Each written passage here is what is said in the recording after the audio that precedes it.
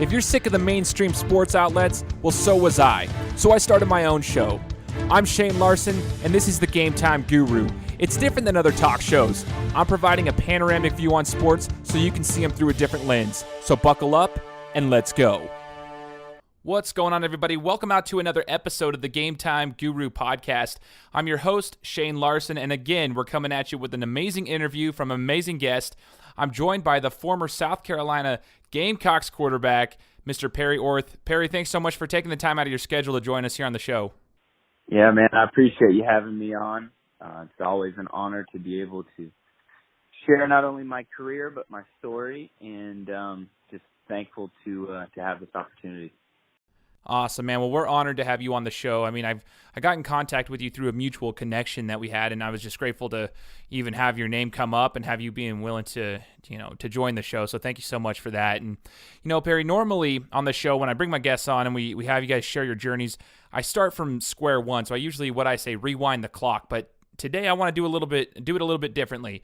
And I want to start in 2015 when you were the starting quarterback for the South Carolina Gamecocks.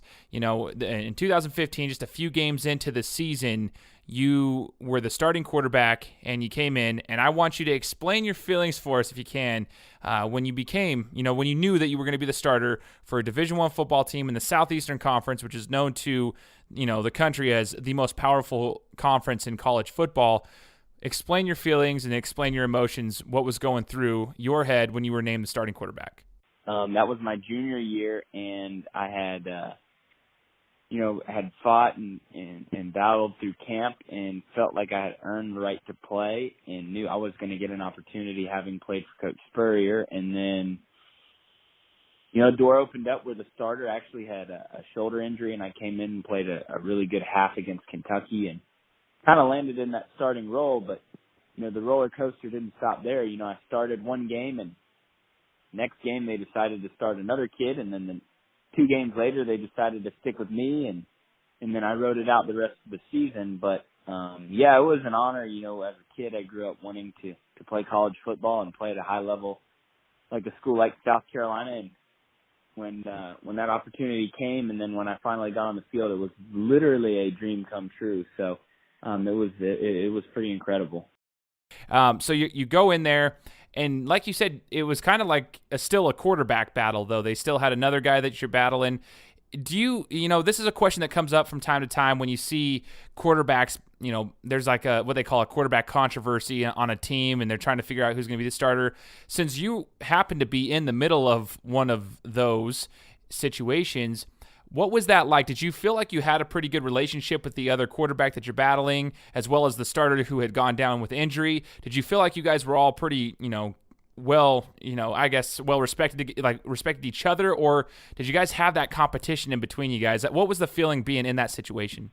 Yeah, we always competed in practice, but we also understood at the end of the day that football wasn't the only thing, and that we valued our friendships and stuff like that even more than going out and playing. But when we were on the field, there was no funny business. It was competition, and may the best man win, and we earned the respect of our teammates through our hard work. And we also earned the respect of our teammates and coaches by the way we handled it. We never were talking bad behind anybody's backs, or at least I wasn't. I can't speak for the other guys. I understand that they all seem to be good friends, and I still talk with the majority of them. And we just competed hard, but we also, off the field, we made it known that, listen, like, we're all going to be done playing football one day, and we'd still like to become friends, because off the field we all did get along, and it was good to have a good unit.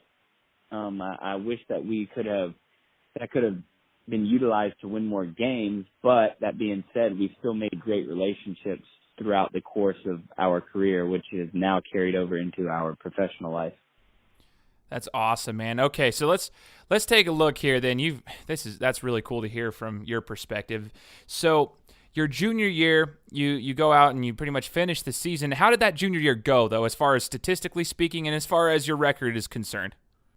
Yeah, so that was actually the season Coach Spurrier resigned in the middle of the year.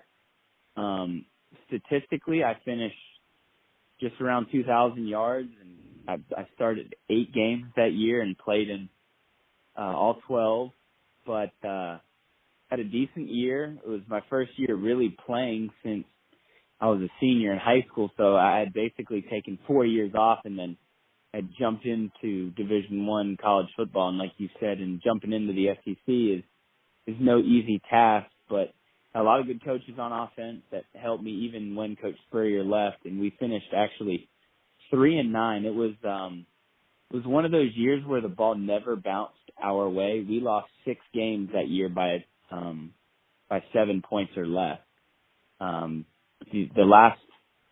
The last 5 games we lost, and each game was decided by 6 points or less. I mean, it was one of those things that just would make you scratch your head and say we were a play here, a play there, one drive here, one stop here. We had 2 games, 1 touchdown late was called back to lose. 1 game we had a fumble on the 12-yard line going in to score 1 game. I mean, it was just one of those years that you sit back after the season it just makes you wonder, you know. And after that was when Coach Muschamp got hired, and so kind of got another crack at it. I know the guys that I came in with, I was a junior at the time. We wanted to, you know, get the program heading in the right direction again and lay a good foundation for the new staff coming in, and I believe that we did that. I like that. It's kind of cool to hear that you were able to play for 2 pretty, you know, well-known and well-respected coaches. What was your relationship? I mean, you don't have to go into too much detail, but did you have a good relationship with Coach Spurrier, you know, despite of everything that, you know, happened with him resigning? Yeah, no, we had a great relationship. You know, he actually, after the game after he had resigned, I had a pretty good ball game against Vanderbilt. We ended up actually winning, and he called me the next day and just, you know, wanted to congratulate me on a game well played, and was going to be cheering me on the rest of the way. And yeah, it was really good. Now, Coach Spurrier was a tough guy to play for, but that being said, most of the great ones are.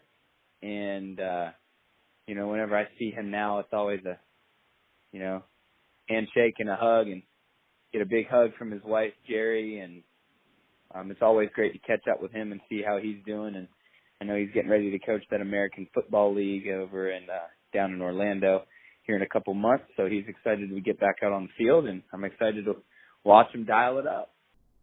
Absolutely, man. That's awesome to hear your relationship with him. And, you know, you mentioned that was the 2015 season.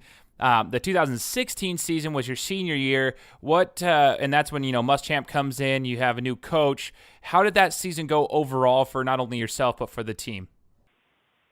Yeah, so started out great. You know, was named the starter after a few weeks of fall camp. Went out in the first week of the year, had a big win on the road at Vanderbilt, and really had one of the better halves of football of my, you know, athletic career. Honestly, was very efficient with the ball, led our team down after being down 10 late in the game, and our kicker hit a 55-yard field goal to win it. Basically, as time went off, there was a few seconds left on the clock. And going in there, had a lot of momentum, had a lot of confidence, and the next week went down to Mississippi State, and we lost 24-14, and they decided to continue the quarterback controversy and competition, and they started the other freshman quarterback. His name was Brandon McElwain, and he started the next 3 games, and then I came in late against Texas A&M, and we almost came back after a tough game, and we ended up losing that one. And then they started me the next week against Georgia, and lost that one. I believe it was 21-14, just a slugfest. Your typical Georgia South Carolina defensive slugfest where just there was nothing really going on offense. Actually had one of the better games statistically, threw for just under 300 yards and I think near 70% completion, and we just couldn't get the ball in the end zone and ended up losing. That was when they made the decision that they were going to start Jake Bentley, who's now the starting quarterback at South Carolina, and they stuck with him and have been with him ever since. But yeah, it was a roller coaster of a senior year. Didn't end the way I wanted to. personally, but we ended up finishing 6-6 and lost in overtime to South Florida in our bowl game, and really how I ended my senior year. So it was bittersweet, to have a great career and having been a walk-on and starting and getting a scholarship, but then not being able to finish your senior year and play in your last 7 games of your career was definitely tough. Oh, I bet. And as you're telling the story, it's kind of interesting because you're talking about these big name schools. Now, I'm out here on the west side of the United States in Boise. So our school, my school that I graduated from, this is Boise State University territory, right? The blue turf, blue collar team, smaller school. You're talking about these big name schools. You're talking Georgia, Mississippi State, Vanderbilt. You're talking all these big schools. And before we get more into your story, I want to know, like what it was like and who was the toughest team you ever played, and maybe who's the best player you ever faced during those times, because obviously wins weren't easy to come by. You played a lot of good teams, a lot of good talent. Who was the best team and who was the best player you ever faced? I would say the best team was 2015 when we played Clemson at home. That was the year they lost to Alabama by 4 or 5 in the national title. And we actually had them 28-25. We were down by 3 with 10 minutes left, and I get angry every time I talk about it. We had Deshaun Watson was rattled, and 3rd and 10 with the ball in the 30, and they ended up converting on the 3rd down, and we had just scored 3 touchdowns in a row on back-to-back possessions, and they ended up going down and scoring and kind of put it out of reach late, and then we ended up scoring another quick touchdown to make it a 5-point game. They ended up kind of bleeding the clock out after that. So that was the toughest team we played. We played them really, really well. The best player that I played against where I directly played them was when we played at Texas A&M, Myles Garrett. Number 1 overall pick. He was very impressive. Man, that's so crazy talking about them. It's weird hearing it from a player's perspective because as a fan, I went to the Ohio State Clemson game in 2016. I believe it was the college football playoff. It was the year Clemson won it the next year. And I always said that Deshaun Watson was probably the best player I've ever watched live in person as far as a college football player. So it's crazy to hear from your perspective that you got to play him. And you're talking about that Clemson game. That's one question that I had a friend of mine actually tell me to ask when I told him I had this interview set up. The atmosphere and the electricity, just basically the electric atmosphere, and what's it like being part of the Clemson South Carolina rivalry? What are those games like when you come out of the tunnel and you got that? What's the vibe for those games from a player's perspective? It's intense, man. That was the most nervous I'd ever been for a game in my life, just because that the entire state of South Carolina is watching.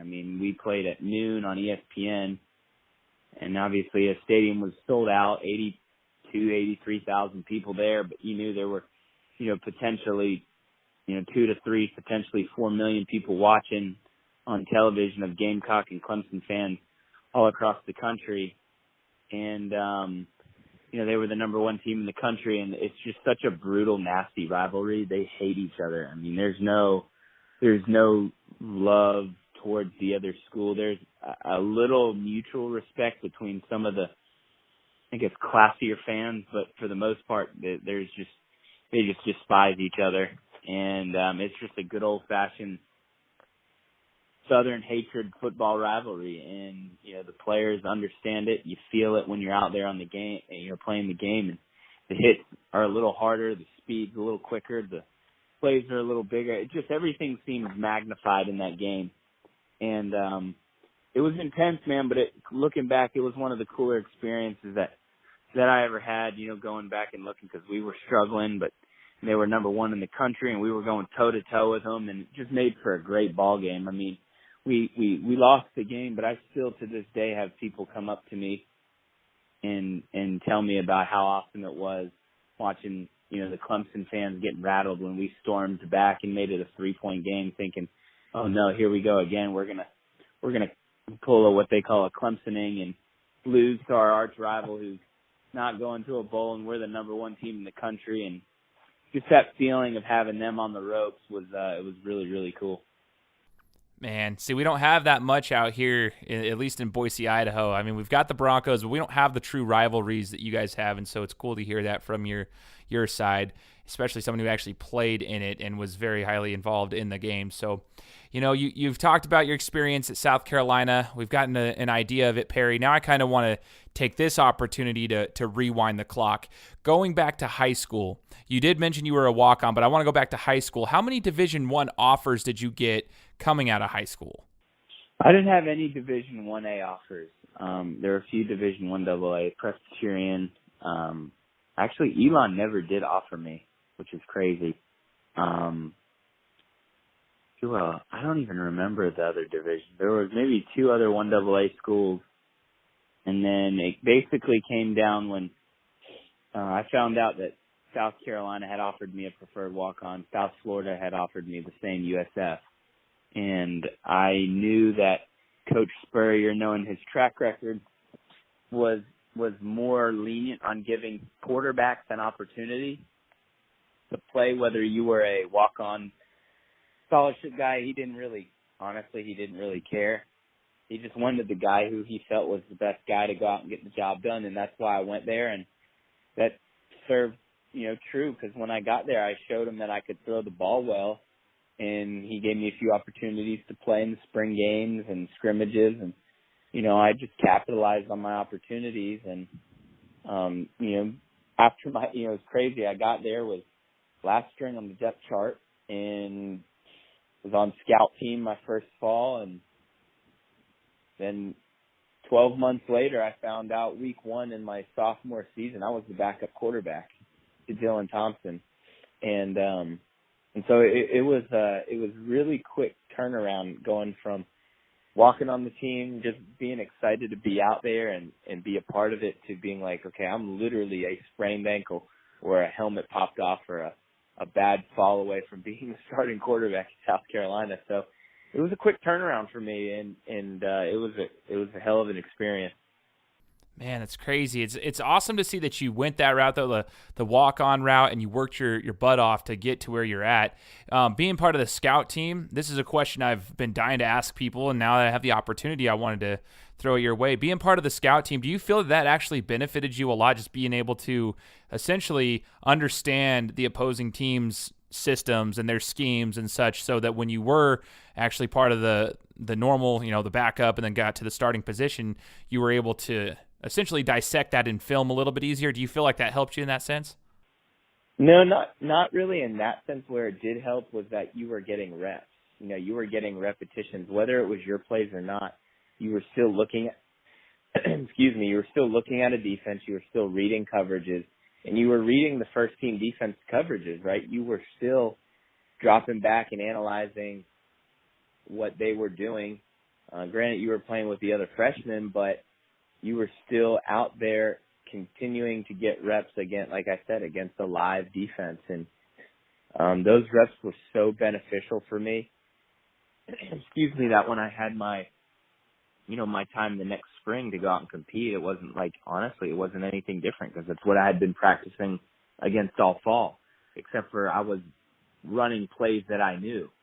So I had an advantage there. And that's why I think it's extremely important for quarterbacks to redshirt their first year, to just get acclimated to everything, because quarterback is such a different position that you have to be able to not only understand your offense, but you have to understand your defense and the speed of the game and how you see it and feel it. It's a lot, and it's very difficult as a true freshman to come in and play and do that. So it helped me incredibly. That's super awesome. And one question for you here, Perry. Can you remember any of the play calls? It's always something that quarterbacks, people like to hear quarterbacks say one of the plays, and to determine how complex they are in the huddle. Do you remember any of the plays? And if you do, could you say one of the plays that you mentioned in the huddle, just like a random play call? Yeah, so we actually didn't huddle. So the offensive line would get up on the ball, and the receivers, they'd signal in the formation. Receivers would go ahead and get lined up, and then they would signal the play from there. And then once they signaled the play, they'd signal the protection or the run play. So, one of our plays that we ran, when you were saying that just comes to mind, We ran a ton against Kentucky. I think it was crazy. We ran one pass play out of one formation 7 times in one half of football because they kept giving it to us and we kept handling it. So that the play was bandit left over, river is the protection, Steeler stop was the play. So you have bandit right over, which was the formation, river is the 6-man protection, Steeler stop was you had the tight end kind of run in a far spot, what they call the backside tight end would run and set up over the opposite tackle. You have the number 3 receiver in the slot. You had a 3-by-1 formation. The number 3 receiver run a deep crossing route. Then the number 2 receiver would run almost like a flat route, like a quick 5-yard out. Number 1 receiver would run up like he was going to run a deep post. And then at about 17, 18 yards, he'd break it down and kind of fit in that zone. And for some reason, Kentucky wouldn't pick up on it, and so Coach Spurrier just kept firing away. But that's just one of the calls that kind of really stuck out to me in my career. That's awesome, man. It's so cool to hear it from, hear the plays and kind of dissect it from a quarterback standpoint. I do remember, it's funny, I just remember a random thing on ESPN one time when Matt Hasselbeck was a quarterback for the Seahawks, I believe, and he was talking about how he had to learn a new playbook everywhere he goes, any team, and so he'd read his playbook to his daughter, and so he was telling the audience some of the play calls and such for the team, and I ever since that time, though, I have always been intrigued with play calls, like how they dissect, because each team has a little bit of different terminology for their formations and stuff, and like you said, like the protection and everything, and there's a lot that goes into it that people don't understand. So when people say that football players are stupid, it really frustrates me because there's so much more to it than people even imagine. The way that you just broke that down analytically is just something that the average person would never understand, and I think it's awesome because you had probably many plays that you had to do that same thing and understand where everyone was going and be able to explain it just like that. I think it's awesome. It's super cool, man. So, Perry, you mentioned earlier about your experience. When I asked you about the quarterback controversy, just like the competition with the players, and you said it's kind of poured over into your professional life now, like post-college career. And that's what I kind of want to ask is what's going on with Perry Orth nowadays after, playing college for a Division I football team in the SEC? What do you do nowadays? So now I work in Columbia. I'm still here. I work for an insurance agency and I do commercial insurance. And so I travel in all across the state and sell insurance to businesses all across South Carolina. And then I started a quarterback training and development business where I actually train high school and middle school aged quarterbacks how to properly throw and footwork and everything that kind of goes into playing the position. And it's just an opportunity for me to stay involved in the game and give back and just really connect with all the kids in the area. And, I wasn't an ultra talented guy, so I used a lot of good form and technique to help elevate my game. And that's what I'm trying to pass along to these guys that I'm coaching. It's awesome, man. That's super awesome that you're actually giving back with all the knowledge that you have. And I think it's super important for these athletes coming up. And I guess my question that I was going to end with here with you, Perry, was it's kind of answered in the sense of what you're doing with the football training. But I guess I would ask you as far as like your insurance business and anything else that you do, has your experience playing football at a high level like that and competing throughout your whole life, and the whole story is coming on as a walk-on, fighting your way up, and all that you went through, and even like you said, your senior year, it didn't go as well as you had wanted it to, going, not starting the last part of the season and everything, and going through that. These experiences that you went through playing football, how have those helped you in your, your professional life outside of the training for football development, but in your normal job and maybe in just everyday life experiences? Is there any parallels you can find from your football experience? Yeah, I think that there's a lot of adversity in life. A lot of things are not going to go your way. For instance, for an example in my life would be, when it comes to, so I'm in sales, so you're not going to make every sale. And there's going to be times where you go, maybe a month without really selling anything, or something like that. In just life, you're dealt with a lot of bad hands, and how do you overcome it? In football, you know, bad things happen. You're going to make bad plays, and people are going to criticize you at a high level. And you turn on the TV or you turn on your phone or anything like that with social media, and you got somebody bashing you, telling you you're not very good or you're not any good or the next guy's better than you, and you develop thick skin and you learn just to become a warrior in life and not to be pushed around, and not that you need to be this big macho man, but being able to battle through tough times and knowing that there's always a light on the other side of it, but at the same time being able to handle it with grace and confidence is something that really football teaches you, because you can, throughout the course of a game or even a series of plays, you can have things go just so wrong, and then all of a sudden one thing goes right and changes the whole outcome. And just being able to press through the bad times to be comfortable being uncomfortable is something that we were taught, and that's helped me a lot, because now that I'm on my own and off kind of the parent's paycheck and really not, really fending for yourself and trying to make a name for yourself, you got to be a fighter and you got to be a competitor and want to win in whatever you're doing. And that's something that football and sports teaches guys. And that's why a lot of employers like to hire athletes, because they have that natural competitive edge to them, and they want to succeed in whatever it is that they do. So it doesn't matter that I competed at the Division I level or the SEC level. It's all of sports. If you're a competitor, you're going to want to win regardless you play at, South Carolina or you play at, wherever. So that's probably the biggest thing I'd take away. Awesome, man. I appreciate you sharing that with us. Rumor has it too, Perry, that it kind of runs in the family, this athleticism, this competitive edge. From what I saw, I guess, is that true? Like you had your father maybe, and you have a little brother who also plays football. Is that correct? Yeah. So my brother actually played on ESPN last night, the starting quarterback for South Alabama. They lost to Troy, but it was really cool to watch him play on ESPN. And I know a lot of the country was watching, because most of the country loves football. And Tuesday night football, people tune in, and had former teammates of mine reaching out to me asking if that was my little brother, and they were excited watching him play, having played with me, and then watching him come up. And then my dad had played football at West Virginia in the late 70s, and my older brother, actually, he played baseball at the Citadel, which is the military school here in South Carolina. And just a lot of athletes in the family. I like it, man. It's awesome.